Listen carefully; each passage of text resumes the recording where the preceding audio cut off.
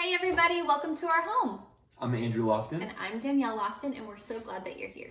Yes, we are. And today we're looking at Ticket to Ride. Ticket to Ride! Great family game. Tell us about it. Yes, Ticket to Ride is 2 to 5 players. It's played within 30 to 60 minutes. It's fairly easy, and it's ages 8 and up.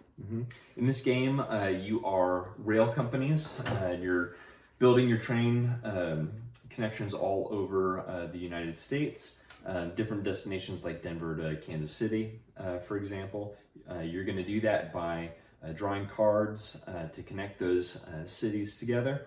You keep going, you can draw extra destination tickets as well for some extra endgame bonuses. And as you're laying those out, you're getting points at the end with the tickets that you're drawing.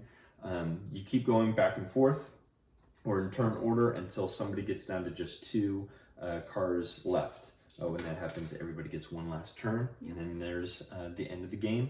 You score up your points, any extra bonuses. So there's a end game bonus for whoever has the longest road, or Longest train. train rails, Train rails. if you will, as well as whoever has the most tickets completed, and whoever has the most points wins. And if you don't complete your tickets, it's negative. It's negative. So you don't want to be ticket happy. Do not end up like that. On your turn, you have 3 different options that you can do on your turn. So you can either get more tickets. So you start off with 3 tickets at the beginning of the game, and you have to keep 2 of them. And then anytime later on in the game, if you want to draw more tickets, you have to draw 3, but you only have to keep 1 of them. So like I said, if you don't complete the tickets, it's going to be negative against you. So you can continue to draw tickets every turn if you want, but if you don't complete them, then it's negative. So you kind of want to have a strategy with that. That's right. Your second option is to draw train cars.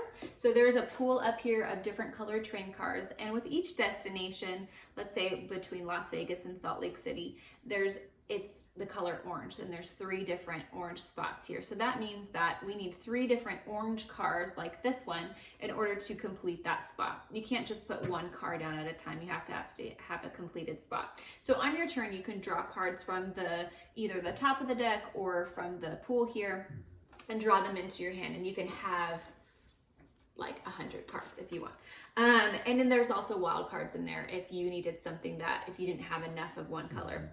The third option on your turn is you can play cards down. So let's say I have these 3 pink cards here. I play those down, and I'm gonna play between Helena and Salt Lake City. So I'm gonna put my cards down there so everybody knows that I have completed that location, and then no one else can go on that spot. So if they need to get to Salt Lake City, they are going to have to go around. Now there are different spots on the board where 2 trains can go at the same time, but they're limited. So that's the third option that you can do, and every time that you place trains down, you get points. So the more trains down you put down, the more points you get. So if you put 1 train down, you get 1 point. If you put 6 trains down, you get 15 immediate points. So there's strategy in putting lots of trains down and getting the points immediately, and there's also strategy in getting more tickets so you can have more end game points as well. This is a great, easy game. It's easy to get it on the table. It's easy to teach pretty quickly. Yeah. Doesn't take too long. Like Danielle was saying, it's a great intro game as well.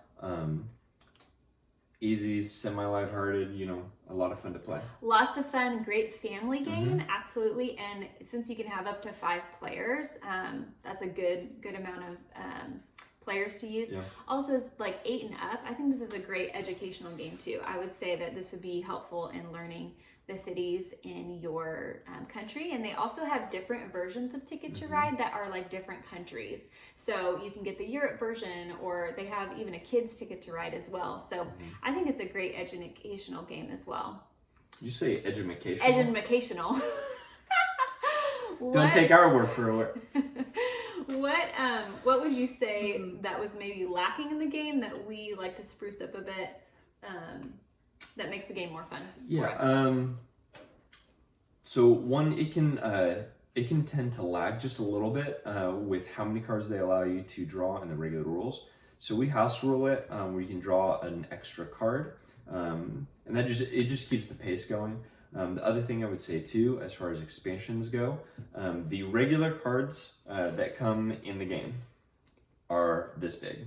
They're so compared tiny. to I can fit like putting them in your hand, you're multiple. like, what is this? And so those are just small. Also with the tickets are bigger as well in the expansion that we got compared to these little teeny tickets. And with those bigger tickets are additional destinations. So it just gives a lot of variety. And that is the 1910 expansion. Yeah, That's the one that 1910. we got. That we would definitely say get the original board game, but also get this expansion with it if you want the bigger cards. We played several games without the expansion before, and it's like it's a night and day thing. It really is a night and day thing to have the bigger cards. So that's definitely some things that we would change about it, but you can definitely play it normal and with the normal rules, and it's still a great and fun game. Yeah. So we hope you enjoyed our review. Let us know if you have any questions about this specific game, or if you have any other games that you'd like us to review. Let us know. We'd love to do that. So thanks for coming out. We'll see you later. Bye.